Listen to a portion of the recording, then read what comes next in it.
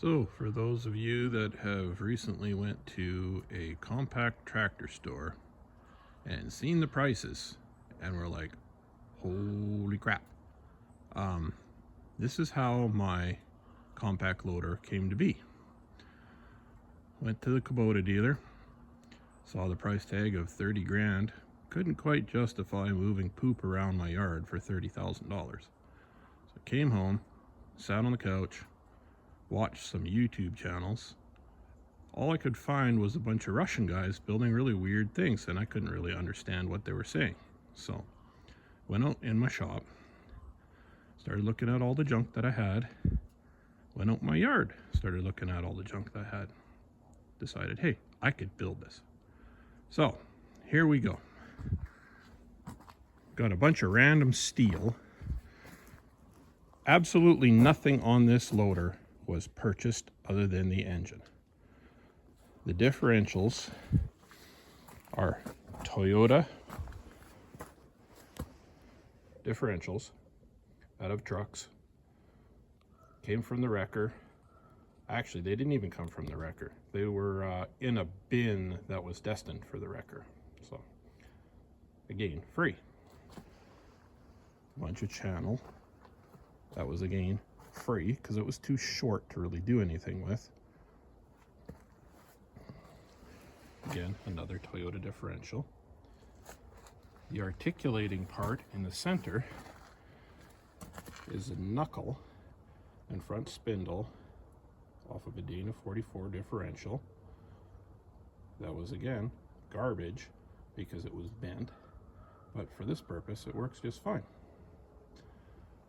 The link above that was a broken piece of a 4-link from the back of a 3-point on a tractor. Pretty simple, there's nothing complicated there. Transmission and power unit. The engine was the only thing that was purchased. As you can see, it's a Princess Auto engine, or for those of you down in the States, Harbor Freight. Probably the cheapest one that they had at the time with electric start. I think total by the time it was shipped to my door was $450, pretty close to that. Belt drive into a giant pulley that I found on the side of the road while cleaning out a culvert. I have no idea what it's off of. I think probably a compressor. Transmission is out of probably an early 70s Chevy truck. Again, given to me because somebody didn't want it in their yard.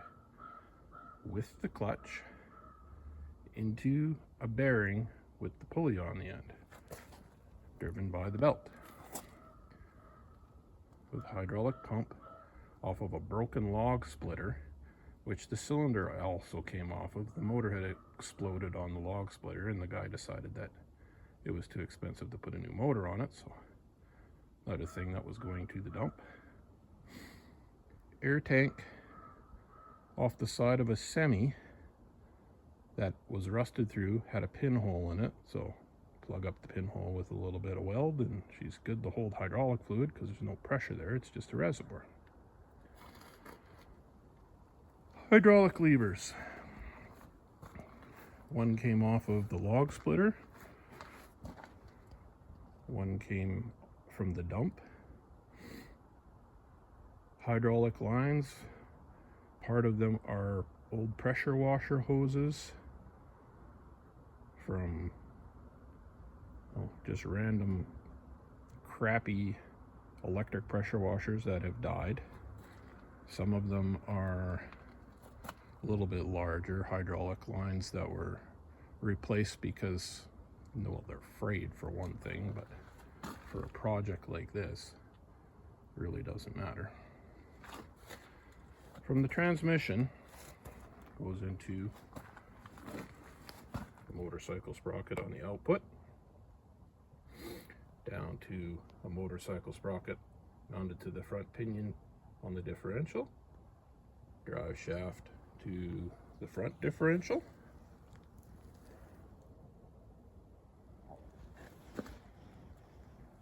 more shots of the frame, clutch linkage, steering, old steering box out of a Toyota truck. Back up to the loader part of it. Pins are all just chunks of mild steel run through holes. Loader geometry was kind of hard to come up with, but after messing around I got it so that the bucket goes up and down flat and level, and it's got a fairly good dumping angle. Bucket. What are you going to use for a bunch of flat steel, or where are you going to find a bunch of flat steel? Well, I'm pretty sure your neighbor is going to be throwing out an old hot water tank sooner or later, because, yeah, well, because hot water tanks don't last very long anymore. Well, cut it in half, cut it wide open, jump up and down on it a few times till it flattens out. You're going to have a few little bungs and stuff in there, but probably really doesn't matter because it's built out of junk. So what are you going to do? Piece of grater blade that had snapped off of a grater and was left on the side of the road, or they just changed it and left it on the side of the road, not really sure. So total cost into this loader, if you were to buy everything from Facebook Marketplace, as of this morning, I added everything up that I could find for sale on Facebook Marketplace. And yes, I found everything on Facebook Marketplace. Total cost for all the parts, the steel, everything was $1,500. Total cost of the tools off of Amazon that I used to build this thing, which were very basic tools for somebody that was fabricating. Cheap ass welder, cheap ass grinder, a drill, and a tape measure is about all I used on this thing. Total cost of those, under $500.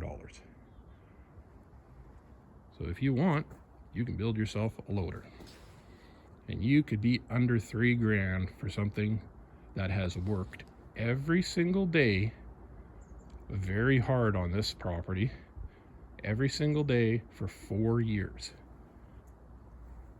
And when I say worked, I don't mean easy. So put down your bongos and go build something.